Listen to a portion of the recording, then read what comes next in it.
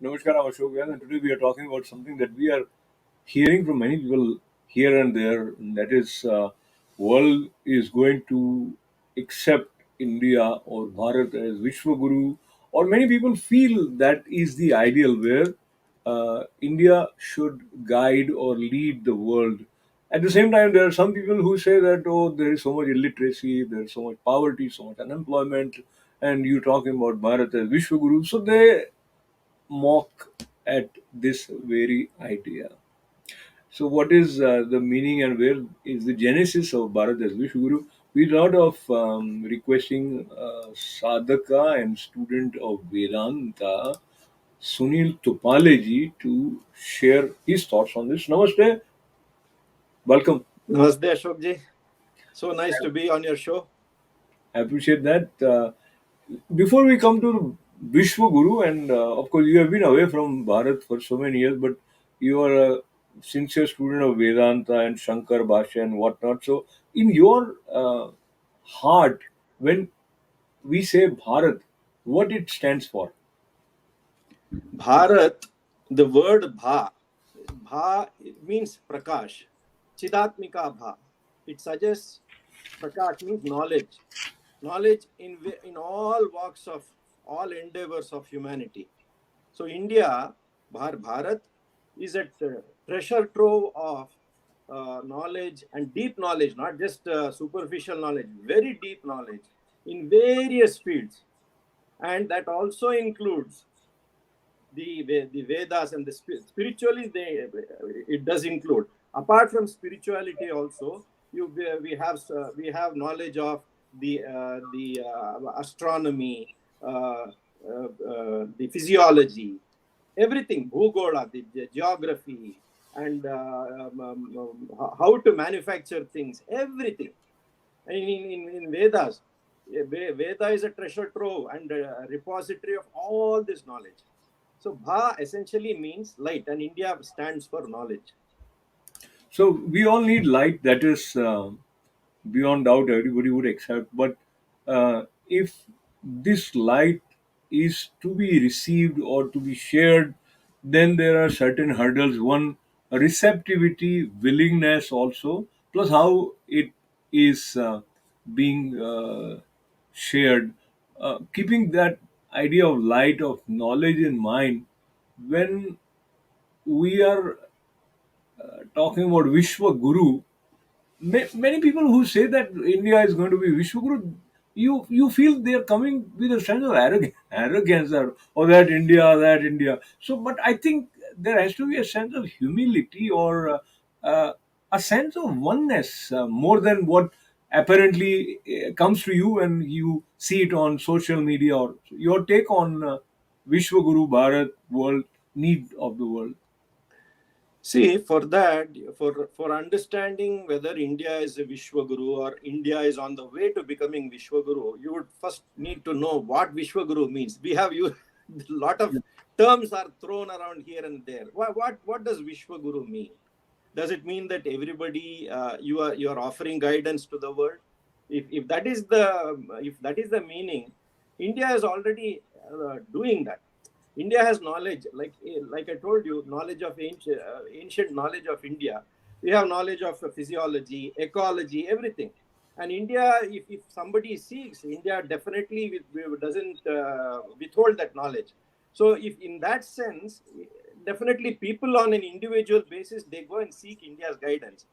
But on the world stage, India is really emerging as a very confident and upcoming nation. But I'm not so sure that we are there yet, because we don't. I don't know that India has that kind of influence. But India is really making great inroads on the world stage, where people have started sitting and taking notice of India. That much is there. So if you say, is India a Vishwaguru? In some sense, it already is.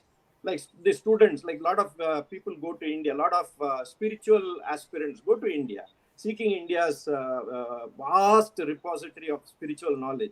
And there are so many paths, so many traditions, so many sampradayas.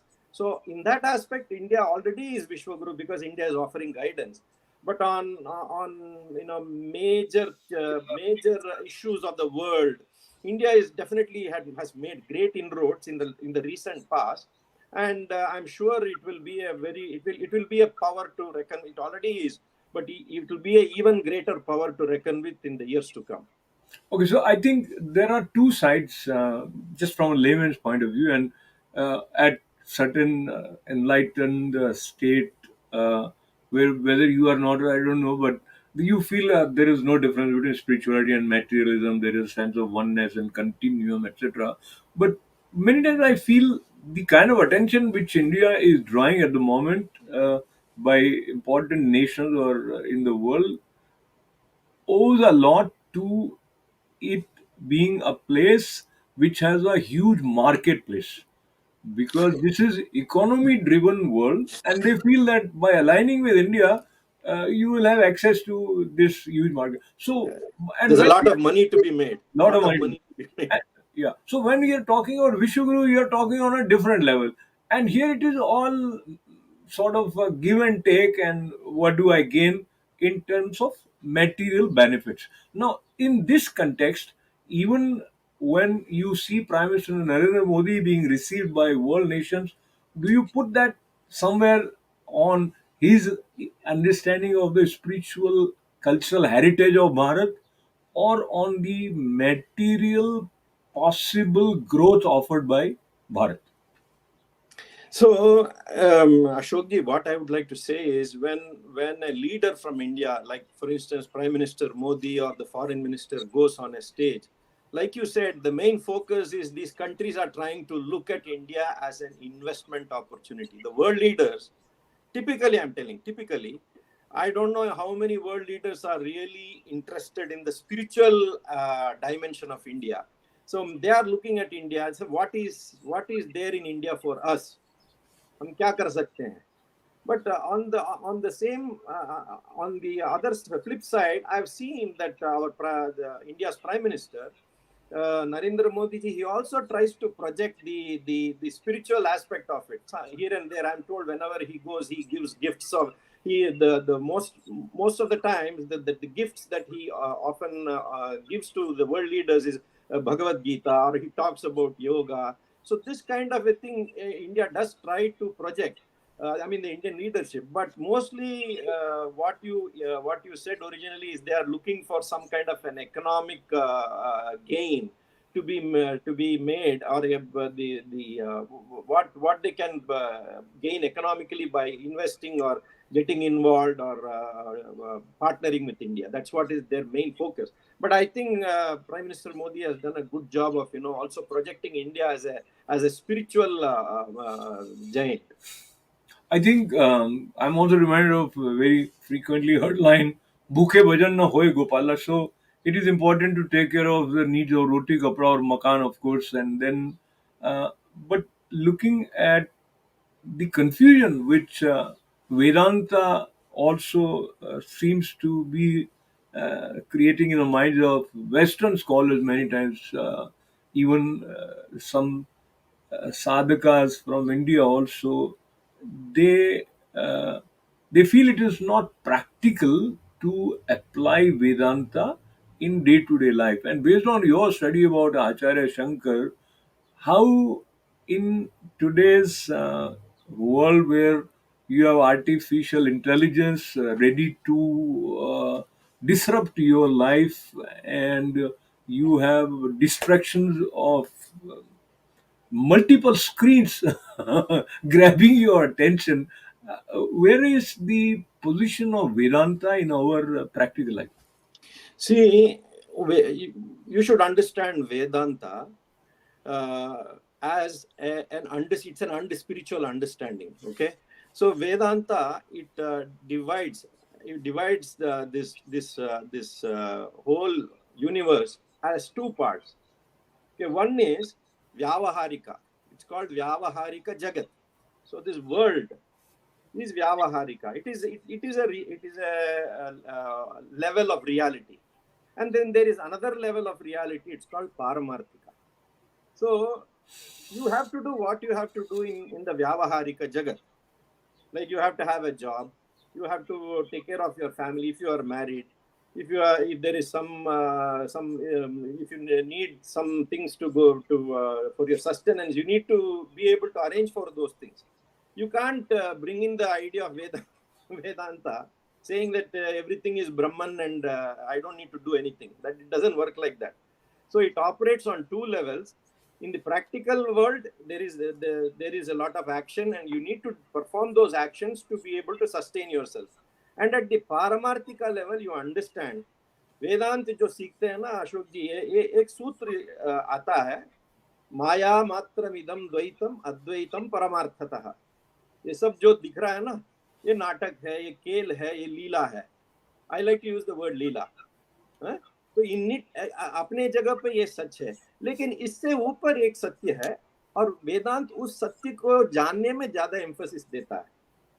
So that is the idea of Veda. So there is really no conflict. See, whatever you bring in, whatever changes, whatever tumultuous changes that is happening, it doesn't affect it doesn't affect your core really. Like for instance, you may build all the buildings you want, you may construct everything you want, but what happens to the space? Nothing happens to Akasha. Akasha is intact. Akasha is that which holds everything. So that way, for us, that's really not a problem. I mean, our thinking is very clear. Okay, sir. I'm trying to get to that clarity a little bit, and from that point of view, when we are considering the practical side of Vedanta, and you said that this is above the day-to-day happening, etc. So I'm trying to put in my words what I gathered from you. So there is another layer. Then what is the relationship between this layer where this transaction is happening and that truth which you say is beyond or above it? Then we feel that, but I'm interested in this. Now, talk to me about this ambiguity or lack of Again, clarity. there is no ambiguity. वही मैं बता रहा हूँ कि ये भी सत्य है, लेकिन वो परम सत्य है. आपने सुना होगा, गुरुओं से सुना होगा कि ये हम इसको असत्य नहीं बोलते. Just like you are dreaming, the dream, as long as the dream is happening, it is true. As real as this world is the dream world, but still it is happening, and yet it is not happening because you are witnessing it. So you, as the dreamer, you have a greater order of reality than the dream. So the dream depends on you, but you are not dependent on the dream, because you exist even when the dream doesn't. तो जो आपका जो सत्य है, जो परम सत्य है, जो आपकी आत्मा इज अ करेक्ट वर्ड. आत्मा बोलिए, परमात्मा बोलिए, कुछ भी बोलिए, इसमें आपकी जो स्वरूप है वो सत्य है, परम सत्य है. और जो स्वरूप से जो भी दिख रहा है वो उतनी देर के लिए सच है. So that's why we have no issues. हम सपने में बाजार जाते हैं, मकान बनाते हैं, सब करते हैं, सब सपने में. लेकिन जब आप जागृत हो जाते हैं तो वो उसकी क्या मान्यता रहता है? Am I answering your question or no? You Yeah, have yeah. person to... Absolutely. I think few things we have started taking for granted, and we are conditioned to see it that way. So even when the logic is is shown to you, you don't see from that logic. You just see what you want to see, and that ultimately takes us whether it is going to help me in having more comfortable, secured, economically stable life, etc. And so most of the time, our yardstick of measuring the effectiveness of anything, including Vedanta, gets to evaluating it on the basis of the potential of growing economically, and it is very difficult to take that out. So I'll switch gears because it will require more contemplation to appreciate what you said, but it is, I will tell you one quick point. हमारे इसमें एक श्लोक आता है कि जो ज्ञानी है जो ज्ञानी है वो इस संसार से न दूर जाते हैं न डरते हैं, क्योंकि हमारे इसमें एक श्लोक आता है, कृष्णो भोगी शुक त्यागी नृपौ जनक राघवौ वशिष्ठः कर्म निरतः पंचैते ज्ञानी सम्मताः। मतलब ये सब ज्ञानी है, मतलब ये परम तत्व को जानने वाले हैं। कौन है? कृष्ण। भगवान कृष्ण तो भोगी है। He was in the world. He acted like, I mean, he was a kingmaker. He lived as a Yadava prince and did everything. Lived in the world. And if you look at just the other person is Shuka. Shuka is a tyagi. He never was interested in the world. The moment he was born, he went away into the woods. He was a born tyagi. He was a born saint, Muni. And Nrupau Janaka Raghavo. Janaka is Lord Rama's father-in-law, and Lord Rama. They both were great kings, and they ruled everything. They ruled like perfect kings, and yet they were jnanis. And Vasishtha is the Purohit of the Ikshwaku Vamsha, to which Lord Rama belongs, and he was the Purohit. He was the Asthana Purohit. So he also, and he was always involved in Karma Kanda and Karma Nirataha. Vasishtha Karma Nirataha. But all these five people are considered as jnanis. So they all have reached that state, or that level of jnan, where they knew they had the ultimate knowledge. So they would never be fooled by what's going on. So because they knew they could act like perfect king, a perfect friend, so knowing, and this is not opposed. The knowing the Paramarthika is not opposed to the Vyavaharika. That's what you need to keep in mind. Yeah. I think the example that you gave also brings to the light people in different stages and different types of people. So that kind of says about the universal applicability of it. Uh, Coming back to the world, Vishwaguru, and we don't, if look at it as having a label, and which is not probably a practical thing to even assume that you have some flag saying that Bharat is Vishwaguru, etc. But considering the way the reality as it stands today, you see a lot of Indian spiritual gurus have their huge following in many countries, which means there are people who are drawn towards the core message of Bharat. And in some way we can say even now, because you don't have any other country who has produced so many spiritual gurus, and there might be one or two who might have faltered here and there, but overall I think what they are doing is helping people raise their level of consciousness, come out of a sense of depression, feel a sense of liberation in whatever they are doing, etc. The International Day of Yoga and interest towards meditation by anybody and everybody. You hear meditation so many times that you probably were not hearing. So, do you consider this also moving in the direction of Bharat as Vishwaguru? Yes, absolutely. And like I told you, there are a lot of people seeking India's spiritual wisdom, seeking India's spiritual traditions, and a lot of people are seeking out. So India has a lot to offer. And like you said, there are a lot of gurus, there are a lot of panthas that come forward, and they come and help, and they have large following. They have set up their ashrams in outside of India, and a lot of people are seeking India, and in that sense, definitely India is already a Vishwaguru. So No. that we see a lot, because you see, you mentioned yoga, and I tell you, in this regard, I have seen the most wonderful work and the most what do you call, large congregation of people going towards the Bhakti Vedanta movement, the ISKCON and the Hare Krishnas. And you see a lot of people adopting our traditional attire. They have shika, they have sutra, and they have the Yajnopavit, and they live like, how it is, how it's prescribed in the Vaishnava Shastras, like that, and how their teachers have told them, they live like that. They make, they have shaligrama at home, they perform pujas regularly, they offer bhog, and whatever is offered, they take it as prasada, and they live like that. It's very, very, what you call, amazing to see that kind of influence that India has had, without having this aggressive proselytization. You see, all this, lot of it has come, people have sought on their own, and it's amazing to see. I see a lot of Westerners, and if you go to places like Mayapur in West Bengal, lot of people from Russia, from Ukraine, lot of Western countries, everybody, they go and flock, and they learn the principles of the Vaishnava Shastras, and they live like that.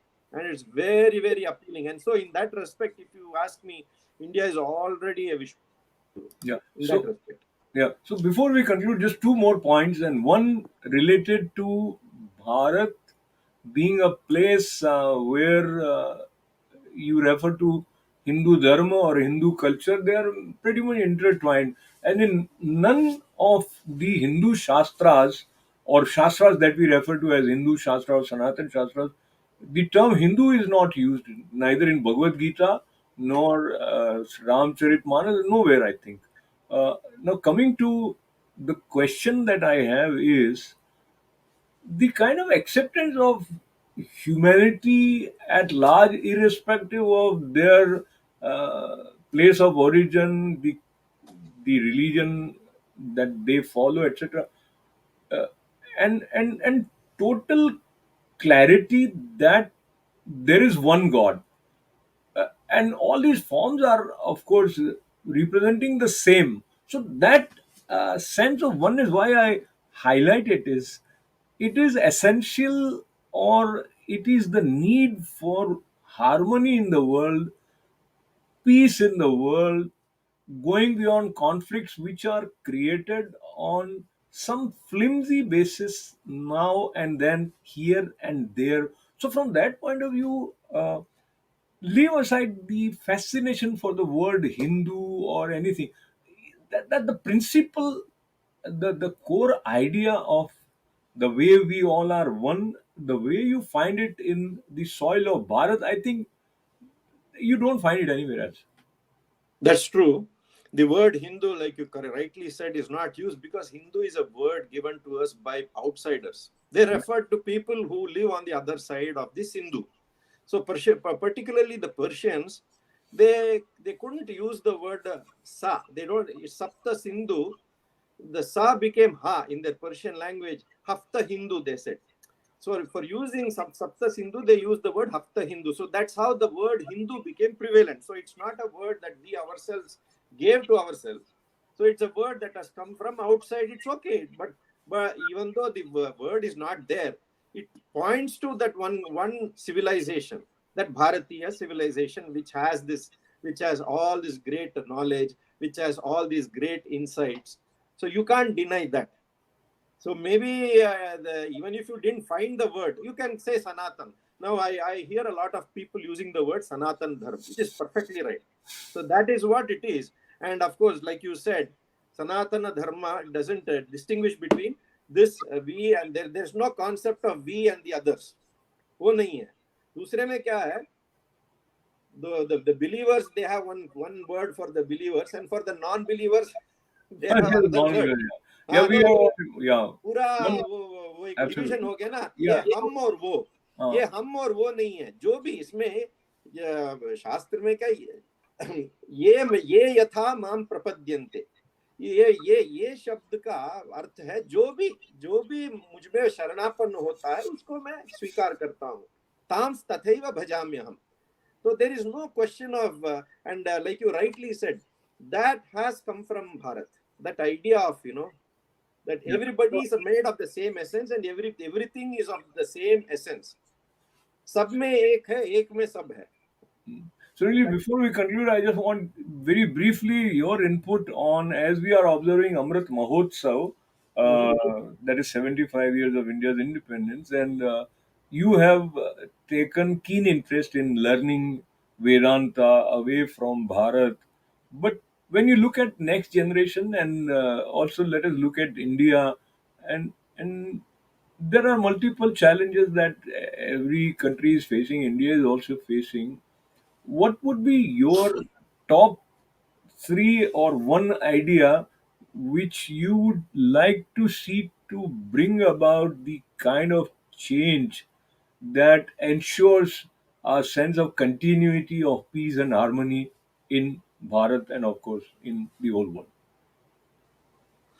The one idea that if India has to continue on this path of being self confident and showing the path to the world, is to be self aware.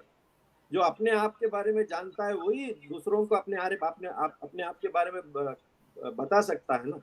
So unless you know about yourself, for that we need to know what is the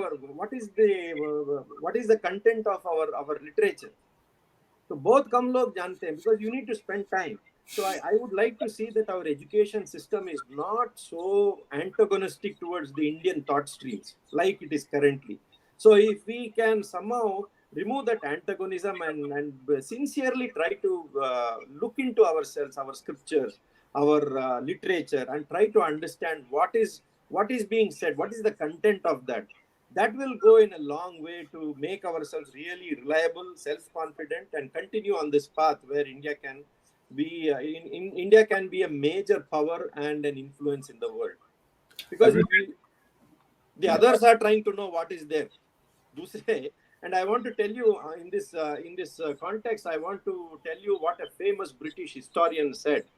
And his name is Arnold Toynbee, and I don't know if I'm pronouncing the last name correct. And he said sometime back, and I'm quoting from him, it is already becoming clear that a chapter which had a Western beginning will have to have an Indian ending if it is not to end in the self-destruction of the human race.